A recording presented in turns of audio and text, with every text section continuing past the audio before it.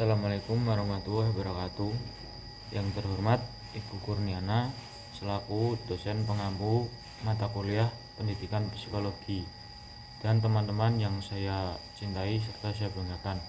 Pertama-tama marilah kita panjatkan puji syukur kehadirat Tuhan Yang Maha Esa karena telah melimpahkan rahmat serta hidayahnya kepada kita semua sehingga dapat berkumpul pada mata kuliah Pendidikan Psikologi pada hari ini. Kami dari kelompok 6 akan mempresentasikan hasil diskusi dari kelompok kami yang berjudul Hakikat Belajar dan Pembelajaran. Perkenalkan, nama saya Muhammad Mufifikih Ijtiadi, NIM 63014210115 dari Pendidikan Kepelatihan Olahraga Fakultas Ilmu Keolahragaan. Perkenalkan, nama saya Himayatul Makarimah dengan NIM 63014210113 dari Prodi Pendidikan Kepelatihan Olahraga Fakultas Ilmu Keolahragaan. Perkenalkan, nama saya Evansa Hidayah Cahaya Aika dengan NIM 63014211025 dari Prodi Pendidikan Kepelatihan Olahraga Fakultas Ilmu Keolahragaan. Perkenalkan, nama saya Nugraha Muhammad Afrizal, NIM 63014211020 dari Pendidikan Kepelatihan Olahraga Fakultas Ilmu Keolahragaan. Di era globalisasi yang serba modern, menuntut setiap negara menghasilkan sumber daya manusia dengan kesiapan yang lebih matang dalam segala hal. Bidang pendidikan merupakan salah satu bidang yang sangat berpengaruh untuk mempersiapkan sumber daya manusia yang dibutuhkan untuk menghadapi tuntutan zaman. Namun, mendidik anak sejak dini hingga menjadi individu yang berkualitas dan mempertahankan kualitas tersebut bukan hal yang mudah. Perlu proses yang panjang untuk membentuk individu yang mampu mengikuti alur era globalisasi. Untuk mewujudkan hal tersebut, tentu individu harus melakukan suatu proses yang disebut belajar. Pengertian hakikat belajar. Belajar adalah yang tidak tahu menjadi tahu. Secara keilmuan, belajar merupakan perilaku kognitif yang memerlukan tingkat keterbukaan kondisi tertentu yang akan menghasilkan perubahan perilaku atau disposisi untuk bertindak atau ditindak lanjut. Pengertian belajar menurut beberapa ahli. Yang pertama yaitu Skinner. Belajar menurut Skinner adalah suatu perilaku pada saat orang belajar, maka responnya menjadi lebih baik. Sebaliknya, bila ia tidak belajar, maka responnya menurun. Yang kedua yaitu menurut Gardner. Belajar merupakan kegiatan yang kompleks. Belajar adalah seperangkat kognitif yang mengubah sikap stimulasi lingkungan melewati pengolahan informasi menjadi kapasitas baru. Yang selanjutnya yaitu belajar menurut Piaget. Piaget berpendapat bahwa pengetahuan dibentuk oleh individu. Perkembangan intelektual melalui tahap-tahap, diantaranya yang pertama sensori motor, yang kedua praoperasional, yang ketiga operasional konkret, dan operai formal.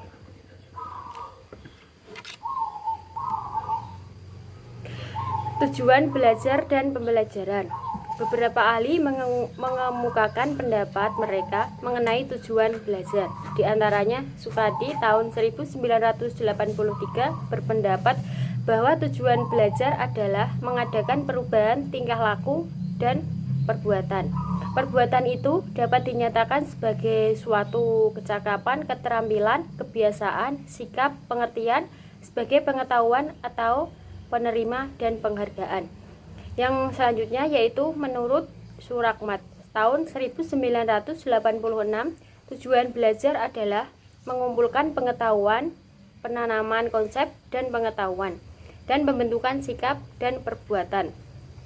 Dari pendapat ahli di atas, maka dapat disimpulkan bahwa tujuan belajar adalah merubah tingkat laku dan perbuatan yang ditandai dengan kecakapan, keterampilan, kemampuan, dan sikap sehingga tercapainya hasil belajar yang diharapkan.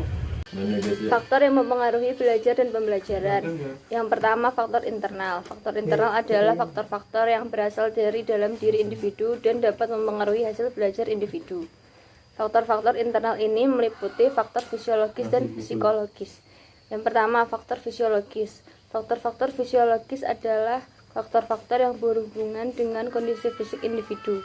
Faktor-faktor ini dibedakan menjadi dua macam, yaitu yang pertama keadaan jasmani dan yang kedua keadaan fisiologis. Yang kedua, faktor psikologis. Faktor-faktor psikologis adalah keadaan psikologis seseorang yang dapat mempengaruhi proses belajar. Beberapa faktor psikologis yang utama mempengaruhi proses belajar adalah kecerdasan siswa, motivasi, minat, sikap, dan bakat.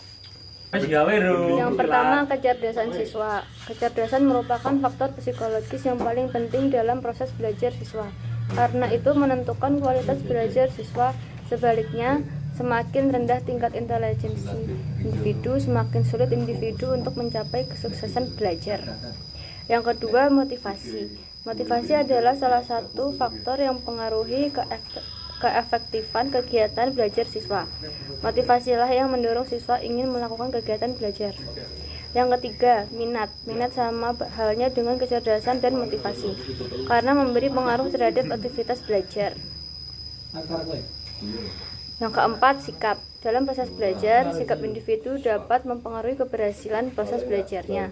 Sikap adalah gejala internal yang berdimensi efektif berupa kecenderungan untuk mereaksi atau merespon dengan cara yang relatif tetapi terhadap objek. Yang kelima, bakat. Faktor psikologis lain yang mempengaruhi proses belajar adalah bakat. Secara umum, bakat didefinisikan sebagai kemampuan potensial. Faktor eksternal. Selain karakteristik siswa atau faktor-faktor internal, faktor-faktor eksternal juga dapat memengaruhi proses belajar siswa. Dalam hal ini, faktor-faktor eksternal yang memengaruhi belajar dapat digolongkan menjadi dua golongan, yaitu faktor lingkungan sosial dan faktor lingkungan non-sosial. Faktor lingkungan. 1. Lingkungan sosial masyarakat. Kondisi lingkungan masyarakat tempat tinggal siswa akan memengaruhi belajar siswa. Lingkungan siswa yang kumuh, banyak pengangguran dan anak terlantar juga dapat memengaruhi aktivitas belajar siswa. Paling tidak siswa kesulitan ketika memerlukan teman belajar, diskusi, atau meminjam alat-alat belajar yang kebetulan belum dimilikinya. 2. Lingkungan sosial keluarga.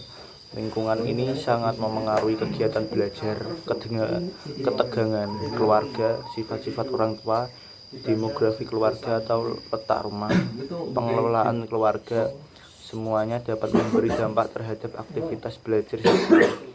Hubungan antara anggota keluarga, orang tua, anak, kakak, atau adik yang harmonis akan membantu siswa melakukan aktivitas belajar dengan baik. Faktor lingkungan non-sosial. 1. Lingkungan alamiah seperti kondisi udara yang segar, tidak panas dan tidak dingin, sinar yang tidak terlalu silau atau kuat, atau tidak terlalu lemah atau gelap, suasana yang sejuk dan tenang. Lingkungan alamiah tersebut merupakan faktor-faktor yang dapat memengaruhi aktivitas belajar siswa.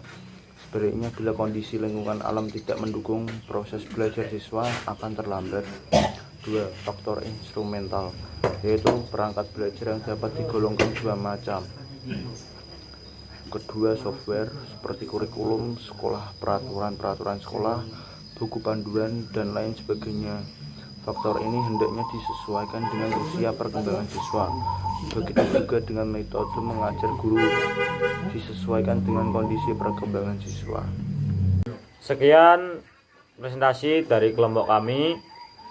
Apabila ada kesalahan, mohon maaf. Terima kasih. Wassalamualaikum warahmatullahi wabarakatuh.